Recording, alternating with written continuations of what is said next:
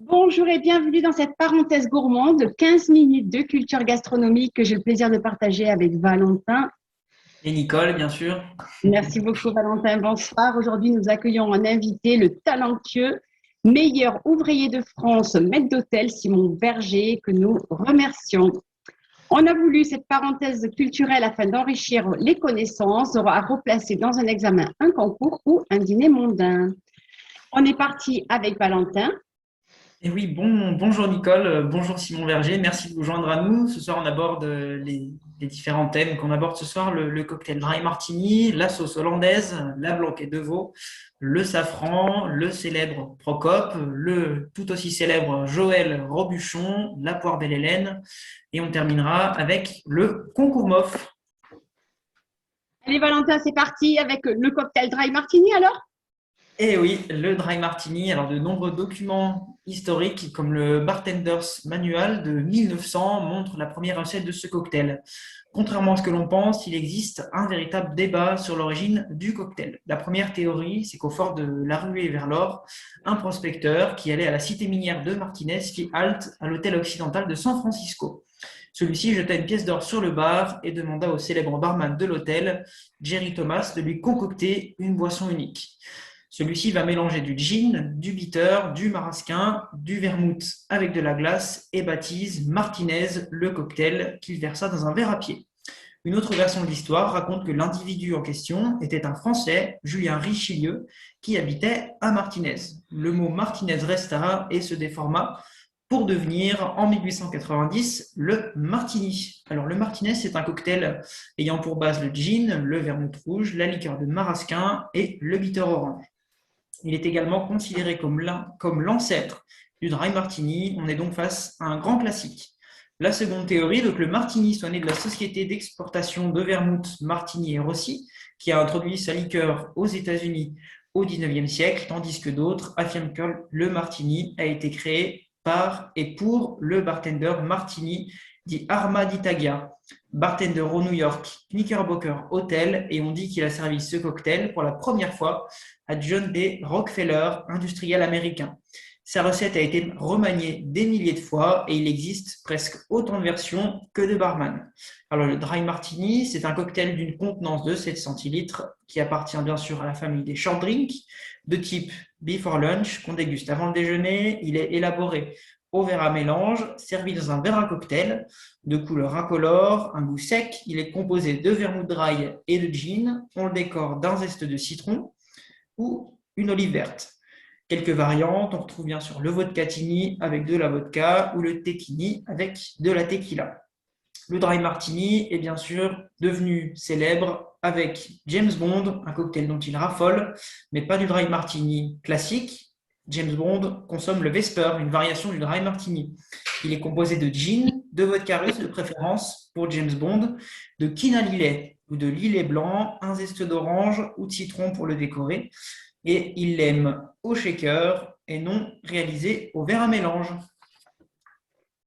Mais quel joli cocktail, j'adore. Alors, je continue, merci beaucoup Valentin, avec la sauce hollandaise. Alors, pour la petite histoire, la sauce hollandaise a été créée sous le règne de Louis XIV, encore lui, qui était là des sauces trop grasses qui étaient préparées par les maîtres queux de la cour.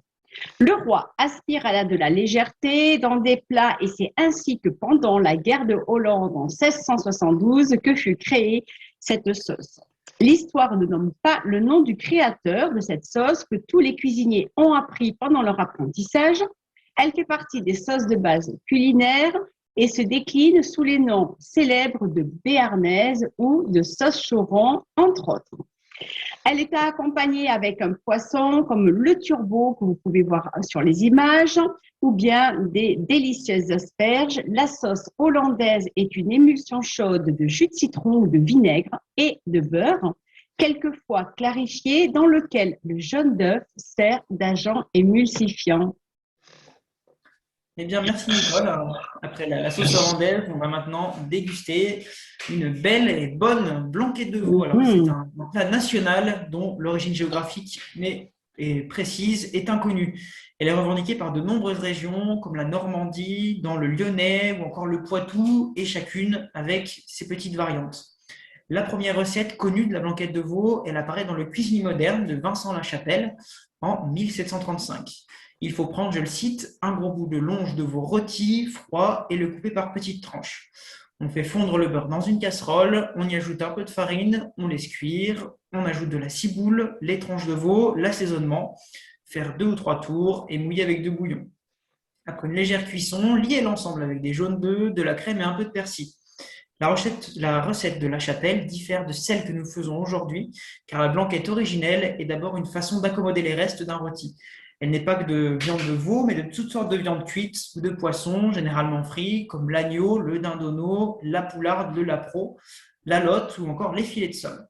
Dans le mot blanquette, il y a également l'idée de blancheur avec la viande ou le poisson et la sauce blanche. Pour le supplément du dictionnaire de Trévoux, toujours encore un ouvrage culinaire, on appelle blanquette une fricassée blanche qu'on fait ordinairement de veau ou d'agneau. On coupe ce veau froid par tranches, on le fricasse dans la poêle et sur la fin, on y ajoute des jaunes d'œufs délayés dans un peu de vinaigre. À cette époque, le plat est plutôt proposé en hors d'œuvre au premier service. Il fera longtemps fonction d'entrée. Par la suite, la blanquette commence à évoluer vers celle que nous connaissons avec l'abandon progressif des restes de viande cuite pour une préparation à base de viande crue. Cette façon de faire apparaît dans le livre de cuisine de Jules Bouffet en 1867. La blanquette de veau se fait le plus ordinairement dans les ménages avec la poitrine de veau, écrit-il. Les morceaux de viande sont recouverts d'eau que l'on porte à ébullition. On ajoute des oignons, des clous de girofle, un bouquet garni et on laisse cuire l'ensemble environ 1 heure à très petit bouillon. Les morceaux sont ensuite retirés, nettoyés et remis dans une casserole pour être recouverts d'une sauce faite à partir du bouillon de cuisson lié au roux et au jaune d'œuf. C'est une transformation de la recette où la viande, la garniture aromatique et le liquide dans lequel elle cuise donnent le bouillon qui sert à confectionner la sauce. Le mets change également de stature, devenant un plat à part entière en s'imposant dans le corps principal du repas et non plus un accommodement de restes servi en hors d'œuvre ou en entrée. On va l'accompagner, cette blanquette de veau, de riz ou de pâtes. Pour autant, l'ancienne manière de faire ne disparaît pas du jour au lendemain. On la trouve encore dans des ouvrages culinaires comme La Bonne Cuisine de Madame Saint-Ange en 1927 qui propose en un court paragraphe une blanquette avec viande de dessert, rôtie ou braisée, alors que sa recette à la viande crue couvre plusieurs pages. On peut utiliser l'autre côte, la poitrine ou l'épaule, mais elle préfère le tendron de veau, c'est-à-dire la partie cartilagineuse du haut de poitrine de veau, qui convient le mieux. Sa recette est dite à l'ancienne car on y ajoute des petits oignons, des champignons et de la crème fraîche qui, au fil du temps, ont trouvé leur place dans la préparation culinaire. Cette blanquette à l'ancienne est, dès cette époque, considérée comme traditionnelle et classique. Dans les années 1970-1980, on va prôner la légèreté et le bannissement des matières grasses. On allège la blanquette et le roux est délaissé. Dans la grande cuisine minceur du célèbre Michel Guérard, le livre de recettes est paru en 1976. Il présente une blanquette de veau à la vapeur, où la viande cuit au-dessus d'un fond de volaille. Il n'y a ainsi plus d'échange entre les ingrédients, comme dans la recette classique. L'épurement va plus loin avec la sauce faite de légumes mixés, d'une pointe d'estragon et de fromage blanc 0% calories. D'autres chefs préservent la crème et les jaunes d'œufs, mais le roux tend à disparaître pour une liaison par réduction du bouillon. La blanquette, traditionnellement servie avec du riz, prend des couleurs printanières avec les légumes, tels que des carottes, des navets ou encore du chou-fleur. On remet également au goût du jour les blanquettes de volaille, de lapin, d'agneau, de poisson. Mais la grande nouveauté, c'est bien sûr les blanquettes de crustacés, comme les blanquettes de homard, langouste, langoustine ou écrevisse. Et la blanquette de veau, c'est aujourd'hui l'un des plats phares du patrimoine culinaire français. Ça a l'air délicieux, on sait ce qu'on va manger ce week-end. Merci beaucoup, Valentin. Alors, moi, je continue avec un produit, le safran. Quelle belle couleur. Tout le monde connaît le safran pour être l'épice la plus chère du monde avec une moyenne de 30 000 € le kilo. Mais qu'est-ce qui justifie un tel envol des prix? La raison est toute simple. Il faut plus de 150 000 de ces jolies fleurs mauves pour obtenir un petit kilo de safran. Mais ce n'est pas tout puisque la récolte doit se faire impérativement à la main et aux aurores afin d'éviter que la rosée ne l'abîme. C'est donc toute la délicatesse du safran qui est surnommé or rouge qui justifie son coût. Le safran est donc le pistil séché de la fleur de crocus. Que vous voyez à l'image, chaque fleur ne contient que 3 stigmates rouges. Pour la petite anecdote, Michel-Ange s'en est servi pour peindre la fameuse et magnifique chapelle Sixtine. Autre anecdote intéressante, les mariés de la Rome antique étaient parés de voiles colorées au safran et la tradition a perduré jusqu'au Moyen Âge. Aujourd'hui encore, les moines bouddhistes portent des robes couleur safran, même si ces dernières sont teintées avec du curcuma pour des raisons économiques évidentes. Au-delà de ses qualités gustatives, indéniables en cuisine, le safran possède tellement d'atouts pour la santé qu'il en devient réellement une plante médicinale. D'ailleurs, dans l'Antiquité, on disait qu'il était le remède de tous les maux.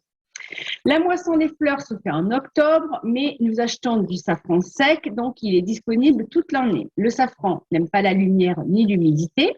On trouve plusieurs variétés de safran qui sont cultivées dans le monde. On en dénombre essentiellement 3 en Espagne, qui sont très doux, et au niveau de la couleur, mais au niveau de la saveur, mais également en Grèce, en Iran, en Inde, ou qui sont connus pour être des épices qui sont plus puissantes avec des couleurs très teintées. On en trouve aussi en France, dans quelques petites exploitations qui sont la plus connue, le safran du Quercy, qui produit environ 8 kilos par an. Le safran peut s'utiliser de différentes façons pour parfumer et colorer absolument tous les plats, comme des soupes, des sauces, les viandes, les poissons et le riz, évidemment. Le safran est délicieux également avec des fruits de mer, comme les huîtres, et on peut le marier avec du fromage. On n'oublie pas le sucré sur des fruits rôtis, dans des biscuits, des cakes ou des brioches. Le safran fait des merveilles. Bien, merci Nicole. Maintenant, on sait qu'il nous reste à cultiver du crocus et on va vendre le safran. Alors, je te laisse continuer, Valentin. Et oui, je poursuis avec le célèbre Le Procope, qui est le plus vieux. Qui est le plus vieux café de Paris, au cœur de Saint-Germain-des-Prés. Ce lieu mythique est fondé en 1686 par Francesco Procopio del Cotelli. C'est un lieu de consommation de café. Il va le décorer richement de lustres, de boiseries et de miroirs. Quand on arrive devant cette magnifique façade, l'œil est attiré, bien sûr, par cette façade joliment décorée, joliment fleurie, dotée de balcons en fer forgé d'une jolie couleur bleue. La façade du Procope, vaut à elle seule le détour. Tu veux que je recommence? Si tu veux, mais je coupe là. Ouais. Alors, attends.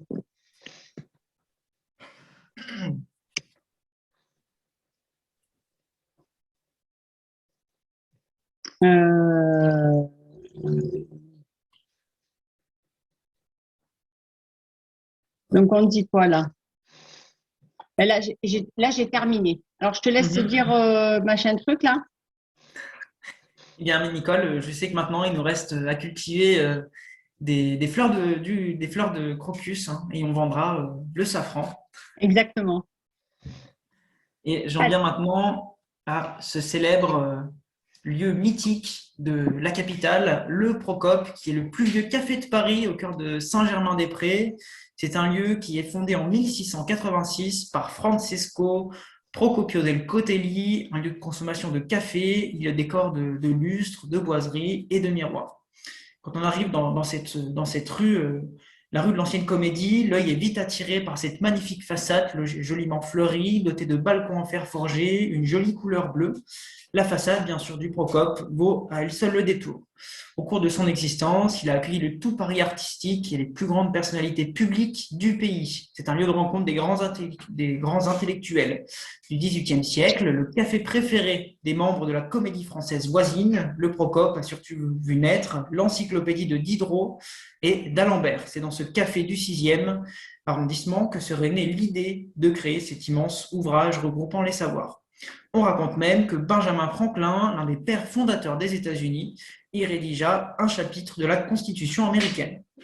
À la Révolution, ce sont d'autres personnalités de l'histoire de France qui se réuniront dans ce petit café décoré de grands lustres, au plafond et d'un mobilier foncé en acajou, les révolutionnaires.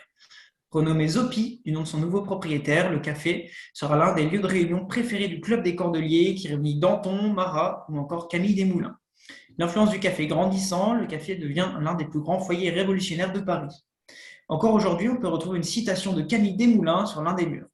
Ce café n'est point orné comme les autres de glace, de dorures et de bustes, mais il est paré du souvenir de grands hommes qui l'ont fréquenté et dont les ouvrages en couvriraient les murs s'ils y étaient rangés. Au XIXe siècle, les révolutionnaires laisseront place aux écrivains et poètes qui affirmeront encore un peu plus la renommée du lieu. On peut citer notamment George Sand, Alfred Musset, Paul Verlaine ou encore Théophile Gautier, qui avaient leurs habitudes. Honoré de Balzac, bien sûr, et Victor Hugo. Une nouvelle fois, le café est le point de rencontre du Paris intellectuel. Mal en point financièrement, le Procope fermera ses portes en 1890. Transformé un temps en bouillon de Chartier, le plus vieux café littéraire de Paris reviendra à la vie en 1957. Agrandi et empli de souvenirs de son passé prestigieux, un chapeau de Napoléon que ce dernier a laissé sur les lieux, des documents historiques sur les murs, des médaillons de personnalités, de révolutionnaires. Le lieu n'a plus grand-chose à voir avec celui qu'ont connu Voltaire et Rousseau. Mais plus de 300 ans après son ouverture, il est encore un symbole fort de l'ébullition intellectuelle et politique de la capitale au fil des siècles. Au Procope, on déguste une cuisine traditionnelle comme la célèbre blanquette de veau, la joue de bœuf braisée, la tête de veau en cocotte, comme en 1686, ou encore la mousse au chocolat ou la tarte amandine aux poires. C'est un lieu merveilleux, Valentin. On sait où on ira la prochaine fois qu'on va à Paris. Alors, on poursuit. Merci beaucoup. Et on poursuit avec un chef, donc Joël Robuchon aujourd'hui, qui est né le 7 avril 1945 à Poitiers. Il a été sacré meilleur ouvrier de France et chef de l'année, puis cuisinier du siècle en 1990. Joël Robuchon est, avec ses 32 étoiles en 2016, le chef le plus étoilé du monde. Cet influent pionnier médiatique de la nouvelle cuisine et auteur d'ouvrages culinaires de référence laisse derrière lui un empire mondial de restaurants gastronomiques. Rien ne destinait ce fils de maçon à devenir le chef le plus étoilé. C'est au petit séminaire de Mauléon, dans les Deux-Sèvres, où il entre à l'âge de 12 ans pour devenir prêtre catholique, qu'il se découvre une passion en aidant en cuisine les religieuses. Il s'oriente finalement vers la gastronomie en tant qu'apprenti, puis compagnon. À 29 ans, il commence sa carrière en tant que chef de l'hôtel parisien Concorde-Lafayette. Il devient ensuite chef de l'hôtel Nico, où il a ses 2 premières étoiles au guide Michelin. Il ouvre son propre restaurant en 81, le Jamin à Paris, pour lequel il va décrocher 3 étoiles au guide Michelin et les titres de chef de l'année et de cuisinier du siècle, comme on le disait tout à l'heure, pour le Goemio. En 94, il s'installe dans un restaurant portant son nom qui sera consacré par l'international Herald Tribune comme meilleur restaurant du monde. Il l'avait annoncé, ce père de 2 enfants rend son tablier à l'âge de 51 ans et claque la porte du monde étoilé pour partir en retraite et se consacrer à la transmission. Il explique ne pas vouloir mourir d'une crise cardiaque due au stress comme certains de ses prédécesseurs. Il popularisera ensuite son art culinaire à la télévision avec le célèbre Rendez-vous, Bon Appétit bien sûr, où il présente quotidiennement de 2000 à 2009 sur France 3 des recettes qui se veulent simples, peu chères et accessibles au plus grand nombre. Le plat signature de ce chef qui a créé un empire avec plus de 1200 employés dans le monde était pourtant une simple purée de pommes de terre devenue iconique. Une recette riche en beurre dont il a livré les secrets à la télévision depuis plus de 3 décennies et alors il aurait préféré, comme le rapporte le Figaro, que la tarte aux truffes, la crème de chou-fleur au caviar et les raviolis de langoustine soient ses créations les plus reconnues. Joël Robuchon, avait aussi la réputation d'être dur. Dans un entretien avec Paris Match, il reconnaissait avoir longtemps été intransigeant avec des excès et des colères noires. Familier du Japon, depuis 1976, Joël Robuchon a expliqué y avoir été saisi par le virus de l'esthétique. Plus j'avance, plus je me dépouille. Il a créé un salon de thé, restaurant, pâtisserie, bar à saké qui est ouvert en toute discrétion à Paris en 2018 avec un fournisseur de thé. Il est décédé à Genève cette même année en 2018 à l'âge de 73 ans d'un cancer. Bien, merci Nicole. C'est vrai que bon appétit, bien sûr, hein, ça a marqué mon enfance et c'est un bel hommage qu'on rend ce soir à ce grand chef qui était et qui est toujours hein, Joël Robuchon. J'en Exactement. viens maintenant à vous présenter donc un dessert, la poire Belle Hélène. Alors en 1864, plusieurs chefs de restaurants des grands boulevards de Paris nomment divers après Belle Hélène, d'après un opéra, l'opéra bouffe La Belle Hélène d'Offenbach, une parodie cocasse sur les héros de l'épopée homérique qui connut un succès cette année-là. La musique, composée donc par Offenbach, mais surtout la voix de la cantatrice Hortense Schneider, avait envoûté le public.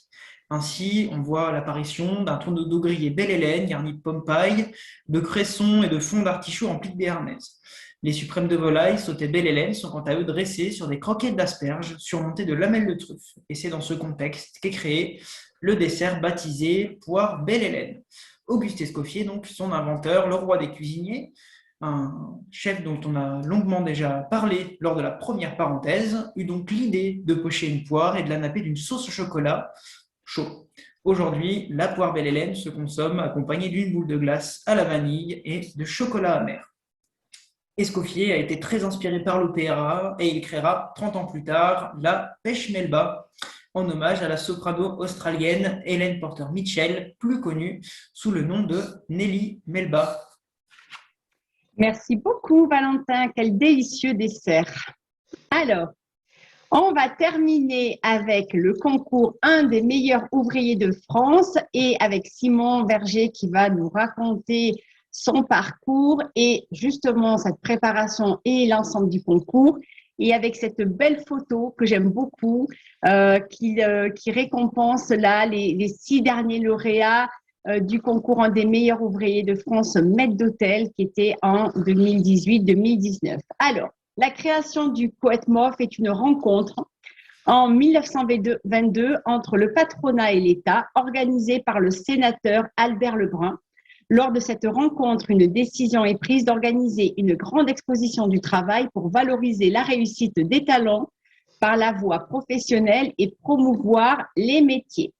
Albert Lebrun sera le premier président du Poète MOF et il inaugurera cette première exposition le 31 janvier 1925.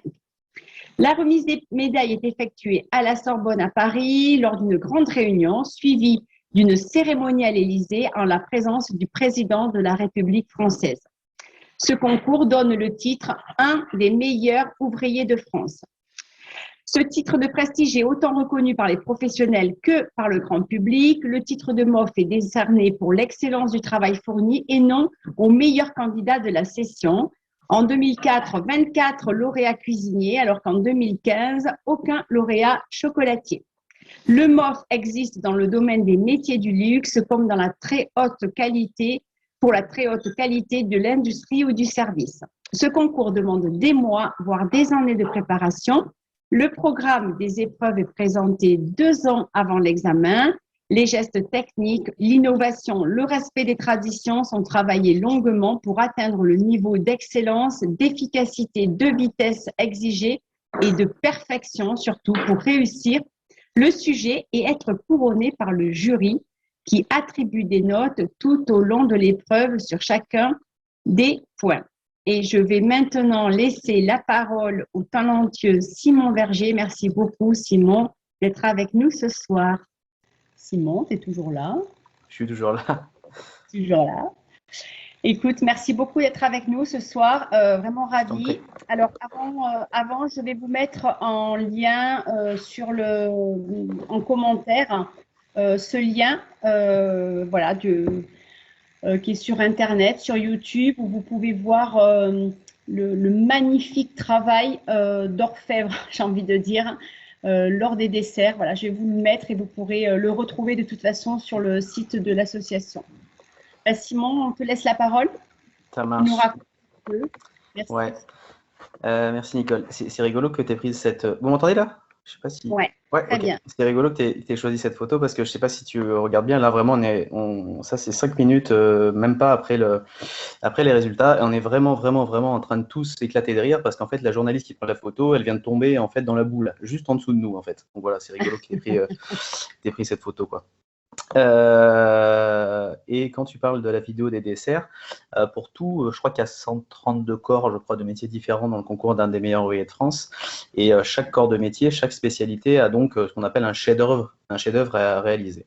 Bon, nous, la classe maître d'hôtel du service et des arts de la table, on n'est pas vraiment des créateurs, des artisans qui créent quelque chose, même si on donne des émotions, etc. Donc nous, notre chef-d'œuvre était sur la pâtisserie. Donc voilà pourquoi il y a beaucoup de vidéos qui tournent sur cette finale autour de ces desserts, parce que c'était notre chef-d'œuvre à réaliser. On devait concevoir, on devait imaginer en totale transparence devant le client un dessert pour 8 personnes. Donc il fallait le présenter évidemment le jour de la finale, quoi. Donc écoutez, il y a tellement de choses à dire. Je sais pas si vous avez des questions, vous voulez que j'en parle un petit peu tout seul. Je sais pas comment tu veux qu'on fonctionne, Nicole, ou les autres, ou je sais pas. Déjà, ta préparation, peut-être, qui peut être Ouais, intéressante, ok, parce qu'il y a peut-être des bien gens sûr. qui vont se poser ta Ouais, préparation, comment tu l'as appréhendée, pourquoi tu as décidé de t'inscrire au BOF, ok. le jour de la finale, etc., quoi. Et puis après, on passera aux questions. Ça marche. Alors, on va commencer par le début. Pourquoi je me suis présenté c'était dans la continuité, en fait, de la préparation de plusieurs autres concours que j'avais pu faire en amont. Et c'était pour moi le but ultime, en fait, de présenter ce concours et, si possible, essayer de le décrocher. Donc, parce que j'estime que c'est le concours le plus séduisant, le Graal, et pour moi, ça a une image et une histoire qui m'ont toujours fait rêver. Donc, c'était un objectif de vie professionnelle plus que tout autre, quoi. Donc, voilà, mais encore une fois, c'est une médaille qu'on porte personnellement. Donc, c'est aussi, voilà, il y a une sorte d'égoïsme dans ce concours, mais qui est satisfaisant quand même, quoi. Donc voilà pourquoi je me suis présenté, parce que je pense que c'est ce qui se fait de mieux dans le métier de l'artisanat. Et moi, le côté ouvrier et artisanat, je sais bien de quoi je parle. Donc voilà pourquoi je me suis présenté. La préparation, c'est en plusieurs étapes. C'est en plusieurs étapes. Moi, j'ai trouvé les qualifications beaucoup plus difficiles, à la fois dans ma préparation, à la fois dans le contexte, parce que même si on n'a pas vraiment de sujet, c'est tellement vague, c'est tellement large que c'était très très compliqué. Moi, j'ai beaucoup galéré à me préparer pour ces qualifs, parce que ça partait un petit peu dans tous les sens, et que en finale, vous avez des grands thèmes quand même, vous pouvez vraiment vous préparer. On a eu les sujets en juillet pour la finale en novembre, donc on a eu 4 mois pour se préparer, même si c'était très très peu.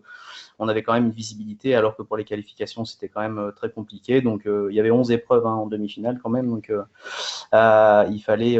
voilà, donc du coup, je me suis entraîné un peu tout seul, honnêtement. Je ne me suis pas beaucoup entraîné techniquement parlant, mais plutôt culturellement, quoi. C'est-à-dire que j'ai travaillé dans les bouquins, quoi, soyons clairs, quoi.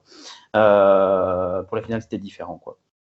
Donc voilà, je crois qu'on était, je sais pas, 60, je crois, ou 70, je crois, en demi-finale, et 11 en finale, et 6 lauréats. Et puis après vient le petit papier en accusé de réception qui vous dit que vous êtes en finale. Donc bon, là, vous changez de catégorie, parce que vous dites que finalement, on n'est plus que 11, quoi. Donc il y a une chance. Et ce qui est incroyable, c'est que on dit que c'est un concours, mais c'est un concours examen, faut pas se mentir non plus. C'est-à-dire que sur les 11 finalistes, on pouvait très bien, comme tu as dit, Nicole, pour les chocolatiers tout à l'heure, soit être 0 reçu, soit 11. Mais la sélection des demi-finales se fait quand même sur une moyenne qu'ils estiment minimale pour accéder à la finale. Mais si vous regardez un petit peu l'historique de tous les concours des finales MOF, à part la cuisine, on va dire, c'est toujours entre 9 et 11 qui prennent pour les finales. Donc, c'est forcément les 11 meilleurs, finalement. Donc, et c'est ça qui est un petit peu injuste dans notre métier par rapport au quota d'inscrits. Et en finale, par contre, avant la finale, ils décident d'une note minimale à laquelle ils attribueront le titre de meilleur ouvrier de France. Nous, il y avait des rumeurs comme quoi c'était 14-22. À partir de 14-22, si vous avez plus ou 14-22, vous êtes déclaré meilleur ouvrier de France. Si vous avez 14-21 ou moins, vous n'êtes pas meilleur ouvrier de France. Mais bon, ça, on le saura vraiment, jamais vraiment exactement, quoi. Et puis après, la finale, c'était beaucoup de... Il y avait un grand thème général, c'était vraiment le maître d'hôtel plutôt 21e siècle, beaucoup axé sur le côté digital, sur un petit peu la révolution de l'univers un petit peu numérique à travers un maître d'hôtel du 21e siècle. C'était plutôt ultra contemporain comme thème. Et c'était vraiment le fil conducteur, le fil rouge de toute cette préparation et toute cette finale. Ça se décompose en plusieurs étapes. C'est sur 2 jours et demi, donc c'est long, 2 jours et demi, avec donc évidemment un service qui est un gros coefficient. À l'intérieur de cette prestation de ce service, donc vous avez un service à faire pour 8 convives. Donc vous intégrez évidemment la notion de chef-d'œuvre. Donc nous, c'était sur la pâtisserie, mais évidemment, tout est pris en compte, que ça soit pour la gestion de vos commis, de la mise en place, service du vin, de la culture, des découpes. Nous, on a eu un turbo en finale, on a eu des pâtés en croûte, enfin, on a eu plein de choses, service digestif, conseils sur les cafés, sur les cigares, enfin bon, bref, un service classique qu'on peut retrouver dans n'importe quel restaurant. Il y a une grande partie aussi, c'était la gestion des commis avec une épreuve assez difficile. Voilà, c'était avec des supports numériques assez poussés sur la gestion des commis, comment leur transmettre la passion de la créativité autour des guéridons, etc. Moi, j'avais trouvé cette épreuve assez difficile. Une grosse épreuve English aussi, où bon, là, c'était pas drôle, hein. C'était pas drôle, la finale. On avait un grand thème, c'était vous devez présenter, valoriser votre métier en conversation avec une journaliste américaine. Bon, voilà, il a fallu se défendre, pas qu'avec les mots, parce que tout le monde parlait, en finale de MOF, tout le monde parle anglais, donc il a fallu mettre un sentiment sur une langue qui est non maternelle, c'est ce qu'il y a de plus difficile, enfin en tout cas pour moi. Donc moi j'ai beaucoup travaillé mon anglais. Il y avait une épreuve évidemment aussi de commercialisation, où là il fallait faire valoir un petit peu son esprit un peu commercial, culture des produits, la vente, enfin ce qu'on fait un petit peu tous les jours aussi dans un restaurant. Et puis évidemment l'épreuve tant redoutée ou tant attendue qui se nomme le grand oral, où là vous êtes dans une salle face à, je sais pas, 50 personnes peut-être, où bon là il faut vous mettre à nu un petit peu sur un dossier que vous avez préparé, que vous présentez. Donc là c'était sur les métiers, le côté digital de l'univers de la restauration. Donc là vous faites votre présentation, je crois que c'était 10 minutes ou 15 minutes. Et puis ensuite, vous avez 10 minutes de questions. Et puis, une dernière épreuve dans ce grand oral qui était 3 questions que vous aviez eues le matin et que vous deviez préparer tout au long de la journée. Voilà. Moi, je n'avais pas forcément bien compris les questions, tellement que c'était difficile, rien qu'au niveau du français, ces questions-là. Donc, c'était pas évident. Donc ça dure 40 minutes, cette épreuve. Et puis voilà à peu près comment ça s'est déroulé la finale sur ces 2 jours et demi, quoi. Donc la préparation, on travaille tous, qu'on soit dans l'éducation nationale, dans la formation ou des opérationnels dans des restaurants. Donc il faut travailler le matin, le midi, le soir, la journée. Voilà, moi j'ai travaillé à peu près pendant 2 ans avec un concours intermédiaire justement pour me préparer dans cette phase-là. Et puis une fois qu'on a eu les sujets début juillet, là il n'y avait plus de femmes et enfants, hein. Là c'était la guerre, donc voilà.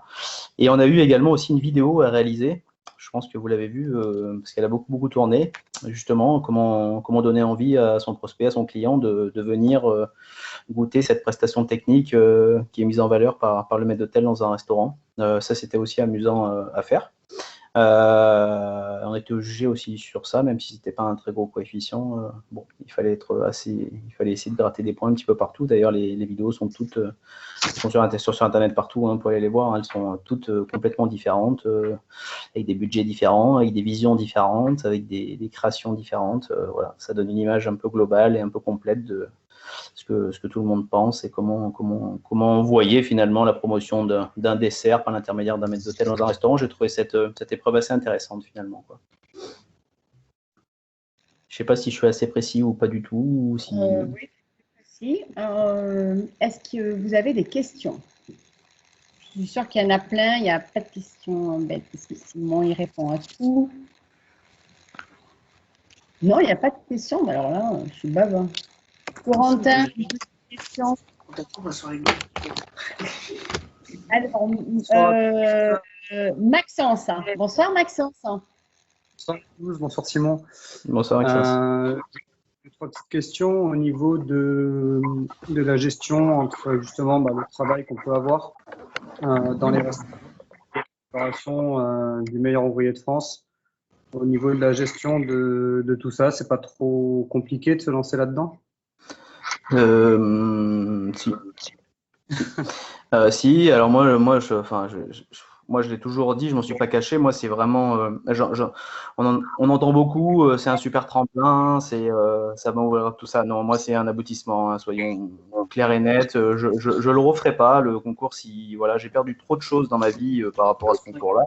Alors, je vous démoralise pas du tout, hein, mais j'ai perdu trop de choses, j'ai trop travaillé, avec du recul, je m'en rends compte, j'ai sacrifié trop de choses, même si c'est ma plus grande fierté, hein, c'est ma fierté absolue professionnellement parlant évidemment, mais c'était trop compliqué, j'ai très très mal géré moi en fait. Surtout les 4-5 derniers mois, j'ai très mal géré le côté comment je fais pour séparer ma vie professionnelle de la préparation du concours de ma vie. Moi, je l'ai très mal géré. Voilà, soyons clairs, je l'ai très très mal géré. Je me suis ultra fâché avec mes employés, mes employeurs, ma famille, enfin tout. Donc moi, c'était une catastrophe, mais c'est courant. Hein, voilà. Parce que quand tu vas à l'Élysée et à la Sorbonne, tu as tous les métiers, tu discutes avec tout le monde, c'est le bordel pour tout le monde. Hein, donc ça, faut en être lucide. Mais moi, en tout cas, je l'ai très très mal géré, quoi. Donc c'est pas facile. Je pense qu'il faut vraiment être super bien entouré. Il faut vraiment avoir un côté social et familial ultra fort. Et il faut faire des choix, quoi. Bon, voilà. C'est pas. Alors finalement, du coup, tout à l'heure, tu nous disais que tu t'étais préparé plus ou moins tout seul dans les bouquins, mais il y a quand même eu un suivi derrière avec l'entourage. Ouais, non, bien sûr. Là, je parlais plutôt de la préparation des demi-finales. La finale, j'ai choisi aussi de ne pas trop m'éparpiller, de prendre conseil à vraiment certaines personnes dont j'avais une confiance aveugle et absolue. Donc, j'ai eu un petit comité autour de moi, évidemment, pour m'entraîner, etc. Mais voilà, j'ai pas forcément choisi les gens de la profession non plus. Parce que je voulais avoir vraiment une vision complètement différente et essayer de jouer sur autre chose, essayer de me démarquer un petit peu aussi. Hein, donc, voilà. J'ai travaillé mon grand oral avec un prof de philosophie qui ne savait pas ce que c'était la différence entre une carotte et une banane. Donc, au moins, je savais que si je disais des bêtises, il n'allait rien comprendre. Voilà, j'ai fait le choix de travailler avec des gens dont j'avais ultra confiance, mais qui n'étaient pas forcément du métier. Donc, j'ai beaucoup répété certaines épreuves et d'autres très peu. Parce que il me semblait intéressant d'avoir une espèce de part de spontanéité qu'on a tous les jours un petit peu dans la notion de service et de tous les jours. Donc c'est vrai que je ne me suis pas ultra entraîné sur tout ce qui est technique, dextérité, découpe, etc. Voilà, parce que je voulais être le plus naturel possible en fait. Donc voilà, par contre j'ai énormément répété mon grand oral, je sais pas, peut-être 200, 300, 400 fois. J'ai beaucoup travaillé mon anglais. Enfin voilà, j'ai essayé de faire comme je le sentais, quoi. Voilà. On a répondu, enfin, il a répondu, Maxence, c'est bon? Il a tout à fait, il a très bien répondu aux questions que je me posais. Merci, Maxence. Alors, on va continuer. Zoé. Bonsoir, Zoé. Bonsoir. Non, ça serait. Alors, j'ai une question. Est-ce que du coup, pour vous, ça a été un réel tremplin ou, comme vous avez dit, derrière, ça vous a apporté quelque chose ou pas d'être MOF? Non. Ça m'a rien apporté dans le sens. Non, enfin, je vais m'expliquer, mais j'avais pris ma décision de changer d'établissement avant la finale des MOF. Donc, j'avais signé, entre guillemets, dans l'établissement où j'officie toujours aujourd'hui, avant d'avoir les résultats de ma finale, parce que justement, on m'avait prévenu un peu sur l'impact que ça pouvait avoir. Donc, voilà, j'avais décidé de ne pas me précipiter si jamais ça passait, etc., etc. Donc, après, des tremplins, honnêtement, on fait une profession où on n'est pas les plus médiatisés, on n'a pas la plus grande notoriété. Je ne suis pas MOF cuisine, je ne suis pas MOF pâtissier, je ne suis pas meilleur sommelier du monde, on n'est que maître d'hôtel. Donc on n'a pas là-bas une visibilité quand même incroyable où il y a des transferts de Kylian Mbappé. Non, ça, on n'est pas. Franchement, j'ai eu 2-3 appels, mais c'est pas incroyable. Après, c'est dans la communication aussi. Bon, voilà, je suis pas le MOF le plus médiatique non plus dans ma spécialité, donc je sais pas comment les autres réagissent, mais je sais qu'en tout cas sur les 6 lauréats. Bon, on n'a pas, voilà, nos téléphones n'ont pas forcément trop sonné, mais je pense que c'est pas le but en fait c'est pas le but. Je pense que c'est vraiment un but qui donne un autre sens à sa carrière, mais pas celui-ci, quoi. J'en discutais encore avec Bruno Casasus la semaine dernière. On a fait une petite virée dans l'Armagnac et il me disait que non, ça change fondamentalement pas grand-chose. Michael Bouvier à la Pyramide à Vienne, il a le même poste. Moi, j'ai le même poste. Thomas Feffin a choisi une autre voie, mais sinon, il est resté un an au Gabriel quand même comme ça. Antoine Pétrus a choisi une autre voie, mais différente. Donc, Laurent Delarbre est toujours professeur. Donc, on est tous. De ce côté-là, je pense que ça ne change pas grand-chose. Voilà. Un petit billet de plus par le patron, mais c'est tout, quoi. Ok, merci. Maxence, on continue. Décidément, j'ai vraiment beaucoup de questions à poser à Simon. Il n'y a aucun souci, Maxence. Par rapport à, finalement, sur le concours du meilleur ouvrier de France, c'est un concours où il faut être, faut avoir énormément de connaissances dans le métier, mais il faut aussi s'ouvrir sur tout ce qu'on a autour de nous. C'est ce que tu avais l'air de dire. Ouais, alors moi, ça, j'en suis convaincu, mais vraiment convaincu. Je pense, et surtout dans une spécialité, je pense qu'il y avait des gens, des collègues qui étaient beaucoup plus forts que moi techniquement, qui avaient plus d'expérience, mais je pense que vraiment la personnalité, 10 000%, l'histoire que vous racontez, votre histoire, etc., les établissements où vous avez officié, qui vous a préparé, enfin, tout ça, ça a un rôle primordial. J'en suis convaincu, c'est pas comme en cuisine où ils avaient l'aspic de homard, il fallait que l'aspic de homard ressemble à ça. Nous, c'est pas possible dans notre métier parce que il y a un jeu de scène qui est tellement important qu'il y a une part de liberté, donc de personnalité qui est mise en jeu finalement tout le temps. Donc moi, j'ai fait un dessert autour de la carotte quand même. J'avais des jurys qui avaient 70 ans quand ils ont vu mon dessert, ils se sont assis. Je me suis dit c'est mort. Donc il faut avoir une certaine liberté quand même. Il faut voilà. Donc bon, après moi je l'ai interprété comme ça, mais peut-être que d'autres pensent différemment, mais je pense que plus vous êtes fort, plus vous avez une culture large. Je pense que de toute façon, pour être un bon maître d'hôtel, il faut être un bon sommelier, il faut être un bon pâtissier, il faut aimer manger, il faut aimer fumer, il faut aimer sortir, il faut aimer voyager, il faut aimer le café, il faut aimer le thé, il faut aimer les pizzas. Je pense que plus vous ratissez large, plus vous avez de connaissances, plus vous avez d'échanges. Donc voilà, il faut essayer de rien se... Il ne faut pas se donner de limites, quoi, même si vous ne pouvez jamais tout maîtriser. Je pense que c'est tout, voilà. Je pense qu'il faut aimer la porcelaine, comme aimer la cristallerie, comme aimer les eaux minérales, comme aimer le whisky. Voilà, je pense qu'il faut essayer de ratisser un peu large, quoi.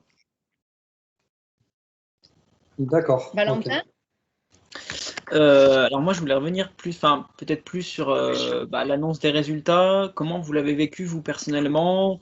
Est-ce que vous avez été surpris? Vous y avez peut-être pas cru? Ou vous avez peut-être mis un peu de temps à réagir ou à vous rendre compte que vous aviez vraiment gagné?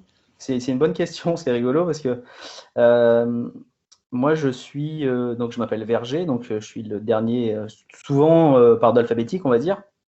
Et je sors le dernier du grand oral, en fait. J'avais attendu depuis 8h30 le matin, je suis passé à 16h10. Je n'avais pas mangé, je suis pas allé aux toilettes et tout. Bon, c'était une catastrophe. J'ai attendu 7 heures dans une salle tout seul, une horreur. Mais bon, au moins, voilà, ça met en condition, c'est comme ça. Donc, je sors le dernier. Vraiment, je suis vidé, quoi. Ça fait 3 jours que je suis à Deauville, je suis mort de chez mort. Et en fait, je suis à la fois très content de mes prestations sur les 2 jours et demi, plutôt en général, mais je suis un peu frustré parce que j'ai eu l'impression qu'il y avait une connotation vraiment avec les jurys, ils cochent des cases, en fait. Vous voyez, voilà. Je me suis dit, est-ce qu'ils ont vraiment compris ce que j'ai voulu raconter pendant ces 2 jours et demi? Est-ce qu'ils ont vraiment compris mes chefs-d'œuvre? Est-ce qu'ils ont vraiment compris mon grand oral? Même chose, en grand oral, ils avaient soumis l'idée de faire un PowerPoint avec des etc. Moi, j'ai fait un film, j'ai fait une vidéo où je calais mon discours au mot près sur le film qui était derrière moi et j'ai fait exprès qu'il soit derrière moi pour qu'ils comprennent que je ne le regarde pas, etc. Donc, j'ai fait quelque chose de complètement décalé même à ce sujet-là. En anglais, je suis parti sur un truc complètement un délire. Je ne savais pas si la dame en face de 70 ans, elle allait comprendre ce que je racontais. Donc, je m'étais dit, est-ce que vraiment ils vont comprendre ou pas, quoi. Donc, j'étais un peu frustré, j'étais un peu énervé d'avoir attendu, mais j'étais à la fois très content de ce que j'avais fait. Donc, c'était vraiment un sentiment mitigé. Et à 16h, je vais aux toilettes et à 16h15, le président dit, parce qu'à la base, il ne devait pas nous annoncer les résultats le soir même. On devait être reconvoqué à Paris parce que Christian Forestier, le président des Couettes-Moff, ne devait pas être là. Donc, il n'y a que lui qui peut annoncer les résultats avec le président de la classe. Donc, il ne devait pas nous annoncer les résultats. Franchement, c'est une bonne nouvelle pour moi parce que j'avais vraiment envie de… Voilà quoi. Je m'étais dit autant attendre une semaine de plus, remonter à Paris, etc. Et du coup, Christian Forestier arrive et dit on annonce les résultats. Donc, bon, donc du coup, pas le temps de souffler, pas le temps de réfléchir, les discours, les trucs, les machins. Et après, ils annoncent les résultats par ordre alphabétique. Bon, on était 11 en finale, ils annoncent 1, 2, 3, 4, 5. Et autour de la 5e personne, donc c'était Antoine Pétrus avec un P. Donc derrière, il n'y avait qu'une seule possibilité, c'était moi Verger, ou sinon il n'y en avait que 5 en fait. Et à ce moment-là, en fait, je réfléchis et tout, je me dis s'il ouvre la bouche pour dire un autre nom, c'est forcément moi en fait. Et c'est ce qui s'est passé, quoi. Donc, en fait, j'avais vraiment, je cogitais tellement que je me suis dit, s'il rouvre la bouche, c'est forcément pour moi, et ça s'est passé comme ça. Et puis non, j'y crois pas du tout de suite. Mika Bouvier, qui pleure comme un bébé à côté de moi, bon, bah, on pleure un peu tous les deux. On a une histoire un peu particulière avec Mika aussi, donc, et puis voilà, et puis après on fait des photos, tout ça, on boit un coup de champagne, et puis ça c'est… On réalise pas trop, un peu sur les réseaux après. Mais sinon, ça s'est fait très très vite. Hein. Vraiment, ça s'est fait très très vite, quoi. Pas de cérémonie, pas de voilà, c'était dans une petite salle de restaurant à l'hôtel Normandie. Ça s'est fait plutôt simplement. Voilà, les gens filmaient avec leur téléphone. Il n'y a pas de voilà, c'est pas le résultat des Moff Cuisine, quoi. Merci, Zoé. Oui, j'avais une question. Comment vous êtes préparé pour un oral, pour gérer le stress, tout ça, à part si vous n'êtes pas du tout stressé, mais… Alors, je suis stressé comme tout le monde, mais je gère bien mon stress, quoi. J'ai plutôt des stress positifs, et franchement, le grand oral, je l'ai tellement répété que là, franchement, je m'étais dit, de toute façon, il faut y aller, et le stress va me tuer, donc ça peut être il faut absolument que ce soit un stress positif. Et je l'ai super bien vécu, ce grand oral. Je me suis senti très très à l'aise, même sur les questions. En fait, on avait à répondre à 3 questions en 10 minutes. C'est long, hein, c'est très très long, 10 minutes. Et surtout que je casse ma montre la veille, donc j'avais pas de montre. Donc je trichais un peu, je regardais un peu sur l'ordi des jurys. Enfin bon, bref, je me suis débrouillé comme j'ai pu. Mais je l'ai plutôt bien vécu, cette épreuve de grand oral. Voilà. J'ai fait une petite blague sur Macron, ça avait détendu tout le monde au début. Non, c'était bien. Non, mais c'est intéressant, Simon, parce qu'il y a quand même des étudiants qui nous écoutent et qui sont en train de passer justement des oraux là pour les BTS, etc.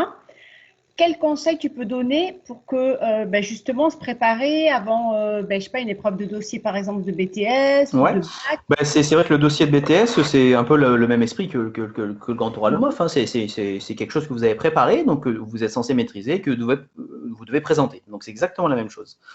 moi, je pense que si vous maîtrisez votre sujet et que vous vous entraînez bien, évidemment qu'il y aura du stress. Après, chaque personnalité est différente aussi. Mais en tout cas, le stress ne doit pas engendrer une quelconque faille de votre travail en amont. Donc, il faut le prendre positivement, quoi. Dites-vous que vous allez stresser, mais que ça, c'est un stress positif. Parce que justement, vous avez bien travaillé, c'est vous qui avez fait votre dossier. Et je pense sincèrement qu'il faut faire répéter, répéter, répéter encore. Enfin, moi, je pense que la répétition à l'oral, en tout cas, est ultra importante. Pas forcément dans d'autres domaines ou matières, mais en tout cas, à l'oral, je pense qu'il faut répéter, répéter, répéter. Même si vous êtes stressé, mécaniquement, psychiquement, vous allez vous rappeler des choses et ça va revenir tranquillement, quoi. Je pense. Ouais. Ok, merci. Maxence? Oui, au niveau de l'approfondissement de l'anglais, comment est-ce que ça s'est passé? Il y a eu une préparation supplémentaire ou un séjour en Angleterre, quelque chose pour vraiment approfondir la langue anglaise ou alors Ouais. J'ai vraiment beaucoup travaillé sur l'anglais. Je voulais absolument pas que. En fait, je m'étais dit que j'avais pas le droit de perdre de points sur l'anglais, en fait. Si j'en gagnais pas, je voulais pas en perdre. C'était impossible. C'est parce que je me suis dit, quelle frustration, quoi, de pas être mof parce que vous avez raté l'épreuve en anglais, c'est pas possible, quoi. Donc, du coup, je suis parti 3 fois en Angleterre. 3 fois en Angleterre sur la dernière année. J'ai fait 3 séjours de 10 jours dans une école. Où justement je répétais et répétais avec eux des séances, une espèce de théâtre débile, mais c'était ultra formateur, avec des Anglais et pas des Français, donc ça c'était super aussi. Et j'ai beaucoup travaillé. Je me suis imaginé pas mal de thèmes quand même. Bon, voilà, le sujet c'était quand même valoriser les métiers de la salle à une journaliste américaine, donc bon, ça, on n'allait pas parler de Shakespeare non plus, donc je m'étais vraiment fait beaucoup de scénarios où j'avais pas mal quand même travaillé et appris certains scénarios au cas où ça sortait. Alors il y a des trucs, et puis surtout j'avais beaucoup travaillé sur moi en fait, c'est-à-dire qu'il y a forcément je m'étais dit qu'il y allait, enfin, obligatoirement, il y a un moment où elle avait besoin de me comprendre, quoi. Donc, je m'étais fait pareil, plein de scénarios, d'où je viens, pourquoi j'ai fait ce métier, etc., etc., etc. Donc, du coup, j'avais une centaine de feuilles, mais j'avais beaucoup révisé, ouais. Mais bon, après, il y avait beaucoup de questions, parce qu'en fait, ça dure 20 minutes, donc c'est très long, 20 minutes en anglais, enfin pour moi en tout cas, très long, 20 minutes. 15 minutes de questions tac au tac, des questions, moi ça s'est passé comme ça en tout cas, des questions très courtes, très simples, elle attendait des réponses très précises, très rapides, et les 5-10 dernières minutes, là vraiment il fallait développer. Donc là vraiment il fallait faire jouer des émotions, etc. Évidemment il y a eu sur la personnalité, mais voilà. Donc vraiment j'ai beaucoup travaillé, quoi. C'était vraiment pas un de mes points forts, c'était pas un de mes points faibles, mais c'était pas un de mes points forts. Je pense que je m'en suis bien sorti. C'est vrai que là je transpirais beaucoup à cette épreuve parce que c'était l'anglais, quoi. L'anglais, et puis avec des Anglais en face de vous, donc avec des accents, je vous raconte pas le chantier, donc bon, il valait mieux comprendre la question, quoi. Sinon ça sert à rien de continuer, quoi. Alors, on a un autre Maxence. Bonsoir, Maxence. Bonsoir. Bonsoir, Maxence. Alors moi j'avais une question concernant la préparation de votre dessert. Ouais. Du coup j'ai beaucoup regardé la vidéo et je trouvais qu'il y avait une histoire qui se dégageait de votre dessert et comment vous avez réussi à associer ne serait-ce que la carotte, la boisson rafraîchissante à côté ou encore l'assiette en grès. Et c'était pour savoir si vous avez eu des idées particulières. Non, j'ai pas eu de ce dessert, je l'ai réfléchi tout seul. En fait, j'ai pris simplement sur Internet les produits référents et références qu'il y a en Normandie.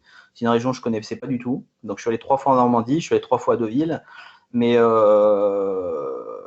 je voulais faire quelque chose, je savais que 90% allaient travailler la pomme et la poire. C'est exactement ce qui s'est passé. Seul Thomas Feffin qui a travaillé le coin et moi qui ai travaillé la carotte. Sinon, tous les autres ont travaillé la pomme. Pareil, je voulais faire quelque chose de différent. Je voulais surtout pas faire un dessert pâtissier. C'est pour ça que j'ai pas demandé conseil à des pâtissiers, parce que je pense que c'était une erreur. Je voulais faire un dessert qui me ressemble, quoi. C'est-à-dire le terroir, du gourmand, du simple. Je voulais surtout pas faire de flambage parce que je savais que 90% allaient faire du flambage et ils ont tous fait un flambage sauf moi. Donc voilà, je voulais utiliser des techniques où j'allais être le seul à utiliser ces techniques-là. Je voulais être le seul à utiliser certains produits. Je voulais être le seul à faire un cocktail, une boisson en tout cas, pas de vin, pas de champagne, cocktail, oui, mais différent, ultra végétal, poussé sur l'amertume, etc. Donc voilà, non, je voulais à la fois me démarquer et que ça me ressemble un petit peu. Je voulais aussi beaucoup d'histoire dans mon dessert. C'est une des plus vieilles brioches de France, hein, qui s'appelle La Fallu, que j'ai travaillé. Alors je l'ai revisité un petit peu, mais il fallait un petit historique aussi parce que bon, il faut parler, il faut expliquer. Donc des fois, il faut inventer un petit peu, mais c'est rigolo. Et puis la carotte, parce que la carotte des Sables de Créance, quand même, c'est une des plus belles carottes de France, que c'est de plus en plus contemporain, on va dire, et je trouve que c'est dans l'esprit un peu de ce qui se fait chez les pâtissiers un petit peu modernes aussi en ce moment, le végétal dans le dessert, le côté un petit peu écolo, moins de sucre, etc., ça rentrait un petit peu aussi dans ce contexte-là. J'avais choisi de faire un dessert sans allergènes, c'est-à-dire que pas de prise de tête, pas de problème le jour J si un mec est allergique à je sais pas quoi ou à je sais pas quoi. Donc voilà, tout ça, j'avais réfléchi à tout ça pour essayer de construire quelque chose. Et je voulais pas un dessert parfait non plus, je voulais un dessert un peu grossier aussi. Enfin grossier, j'exagère un petit peu, mais je voulais pas quelque chose de ultra beau, ultra carré. Parce que je pense que c'était pas le thème et c'est pas ce qu'ils voulaient non plus. C'est pour ça que j'avais fait quelque chose de généreux, quoi. Hein. Et puis moi, je viens de la terre, hein, je viens du Limousin. Hein. Voilà, hein, j'ai grandi dans des champs, donc je voulais quelque chose qui me ressemble aussi par rapport à ça. Et je voulais un dessert qui coûte pas cher aussi. Donc tout ça fait que j'ai créé ce dessert. C'est bon, Maxence, on a répondu. Oui, c'était parfait. Merci. C'est parfait, merci beaucoup. Alors, question. Bon. Alors, moi, une question sur deux, qui regroupe deux. Ton meilleur souvenir et ton pire souvenir. Bon, de la préparation, hein, pendant les épreuves, qualif et finale. Et puis, ça peut être aussi une anecdote, quelque chose de drôle, je sais pas, quelque chose vraiment qui t'a marqué. Mon meilleur souvenir, mon pire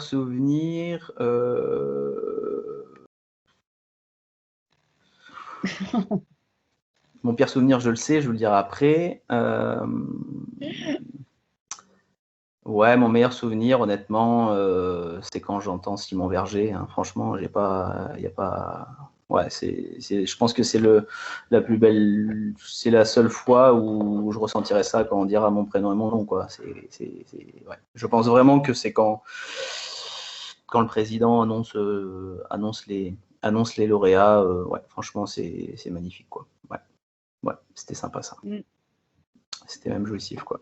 Et le pire souvenir, ouais, je me rappelle très bien, c'est en anglais. Je rentre dans la salle et je rentre dans la salle et en fait, je comprends pas ce qu'elle me dit. Et enfin, je pense comprendre qu'elle me dit asseyez-vous devant moi. Et en fait, pas du tout, apparemment. Et donc là, elle me dit en français, mais qu'est-ce que vous faites? Je dis, écoutez, je prends place. Ah non, je vous ai pas dit ça. Vous pouvez retourner là-bas, s'il vous plaît. Là, je me suis dit, ça commence très très bien l'anglais. Donc voilà. Ça, c'est quand même, je me suis dit, là, j'ai transpiré un petit peu. Je me suis dit, ça commence pas très très bien cette épreuve, quoi. Voilà. Mais sinon, c'était bien, c'était très bien. Ouais, c'était bien. C'était bien. On a eu un petit accident pendant le service aussi avec une de mes commis. Bon, mais un accident positif, quoi. C'est-à-dire que c'est une commis, elle est en première année et on a un turbo de 9 kg qui arrive à découper pour 8. Voilà. Je lui dis de me tenir la saucière finit sur le tapis, mais j'ai trouvé ça top, quoi, parce que, enfin top, pas entière hein, la saucière, hein, mais une bonne louche, mais je trouvais ça bien parce que je me suis dit que ça peut arriver aussi, quoi. Du coup, j'ai pas paniqué du tout, elle était dans tous ses états, mais j'ai trouvé ça vachement bien parce que je pense que j'ai marqué des points en fait là-dessus. C'est ça qui est rigolo, quoi. Bon, sur le coup, bon, évidemment, hein, mais finalement, avec le recul, j'ai plutôt bien réagi et j'ai trouvé que c'était, ouais, que c'est, voilà. Ça fait partie du métier, quoi. Hein. C'est voilà, mon voisin de gauche lui a fait tomber une bouteille de digestif, donc voilà, c'est rigolo. Il a été lauréat aussi, hein. Donc voilà, c'est une petite chose comme ça, c'est marrant. Corentin, bonsoir Corentin. Bonsoir Simon. Bonsoir, Moi, Quentin. j'avais juste une question, c'est que tu as dit que tu avais fait d'autres concours avant. Est-ce que tu penses qu'avoir fait tous ces concours, notamment je sais que tu avais fait la Coupe Georges Baptiste, etc., est-ce que c'était forcément un plus quand tu es arrivé au MOF, peut-être par rapport à d'autres candidats où c'était leur premier concours? J'en suis convaincu, mais sur les 11 finalistes, on a tous fait des concours, sauf Laurent Delarbre. On était 6 à avoir été finalistes de la Coupe Georges Baptiste, dont 5 vainqueurs. Antoine Pétrus, évidemment, a fait des concours aussi. Donc on était tous pro concours. Elsa Jeanvoine a gagné un concours aussi. Elle n'a pas fait la Coupe Georges Baptiste, mais elle a gagné le trophée maître d'hôtel. Donc on était tous quand même dans l'univers concours. Et je pense que ce sont tous ces beaux concours, que ce soit le trophée du maître d'hôtel, Coupe Georges Baptiste, ce sont tous des super tremplins. Vraiment, j'en suis convaincu. Parce que je pense que ça apporte quand même une expérience, une gestion du stress par exemple, une idée de la préparation, de son organisation, ses points faibles, ses points forts, rencontrer du monde, ça crée des liens. Donc bon, je pense que c'est super important. Après, il y en a qui réussissent sans, hein, c'est pas du tout ce que je dis, mais je pense que c'est important. Ok, merci. Et d'ailleurs, si on regarde la précédente, la session 2015, Kevin est quand même plutôt dédié au concours. Il est toujours sur les Coupes Georges Baptiste, il est toujours au MAF, etc. Donc il est dans le moule aussi. 2011, évidemment, ils sont quasiment tous aussi dans les concours. Donc non, ouais, je pense que c'est important. Je pense que c'est important d'avoir une vision des concours, ouais. Ok, top. Merci beaucoup. Maxence? Et du coup, il y a finalement un profil pour devenir meilleur ouvrier de France avec le recul maintenant? Alors j'espère que non, parce que moi j'avais pas le profil, hein, donc j'espère qu'il n'y a pas de profil parce que ça voudrait dire qu'on coche des cases et que ça correspond à une élite et que ça correspond à une personnalité, que ça correspond à un pouvoir d'achat aussi, etc., etc. Donc moi j'avais très très peur justement, et j'en ai beaucoup discuté avec Bruno Casassus où on vient du Sud-Ouest tous les deux, bon, bref, on n'est pas dans des établissements qui brillent, des palaces, des 3 étoiles, des choses comme ça nous intéressait pas trop et on avait très très peur de cette réaction-là justement et finalement non, ça se fait non. On est intègre en salle 1, il n'y a pas de souci. Hein. Non, il n'y a pas de profil. Et heureusement qu'il n'y a pas de profil parce que ça voudrait dire qu'un maître d'hôtel qui travaille dans un 3 étoiles a plus de chances de réussir qu'un maître d'hôtel qui travaille dans un restaurant gastronomique dans le Sud-Ouest. Non, ça serait du viol, ça. Donc non, il faut pas. Tout le monde a sa chance. Hein. Tout le monde a sa chance. Non. J'espère qu'il n'y a pas de profil, quoi. Mais je pense pas qu'il y ait de profil d'ailleurs.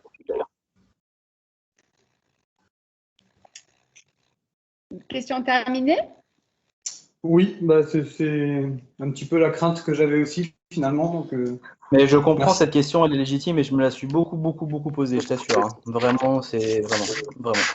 Donc non, il faut pas. J'ai discuté avec Nicole tout à l'heure. Hein, là, j'étais au MAF là, et vraiment, il y a un gamin, hein, 15 ans, au top du top. Et il me dit ouais, mais bon, moi j'ai pas de quoi m'acheter un costume, je vais à Paris, je fais comment, c'est bon, rien que par rapport à ça, je serai pas MAF et tout. 15 ans le gamin. Donc bon, ça veut dire que déjà le mec il réfléchit à un prototype de MAF. Je lui ai dit mais attends, arrête tout, hein, ils vont pas te juger sur du tout vient ou si tu as des chaussures Louis Vuitton ou chez Gémeaux, hein, je t'assure que c'est pas vrai. Hein. Donc c'est une question légitime à tout âge et à tout niveau. Hein, donc bon, je comprends la question. C'est sûr. Bon, écoutez, merci beaucoup. Merci à tous. Merci 1000 fois, Simon, d'avoir pris le temps parce que je sais que tu es en plein rush en ce moment et que tu as des très chargés. Bon, donc, vraiment, merci beaucoup pour ça accordé vraiment 1000 fois. Tu nous as parlé de Thomas Feffin plusieurs fois. Donc, Thomas sera avec nous le mardi 25, ça veut dire 25 octobre, 25 minutes. À 20h, il sera avec nous pour à la rencontre 2. Et puis, on recevra aussi le 31 Elsa Jeanvoine. Et puis, Valentin Méraud qui nous raconteront, eux, leur parcours sur les merveilleux concours qu'ils ont préparés, qu'ils ont fait en binôme. Et voilà, Top. et la semaine prochaine, ouais, top, top, top. Et la semaine prochaine, donc voilà, on se retrouve Même heure, même avec- endroit. Le 20 mai, donc à 20h30, on abordera donc Kurnansky, la Romanée Conti, le Bloody Mary, la mayonnaise, le coravin et la madeleine. Merci mille fois à tous de vous être connectés, d'avoir encore. Merci pour votre confiance. Passez une très très belle soirée, passez un joli week-end. Et puis à très bientôt. Merci à tous. Merci. Bonne Simon. soirée. Bonne Salut. soirée. Merci beaucoup. Salut, bye bye. Merci, Ciao, au ciao. revoir. Bonne soirée, merci. Ciao, À ciao. plus. Au revoir.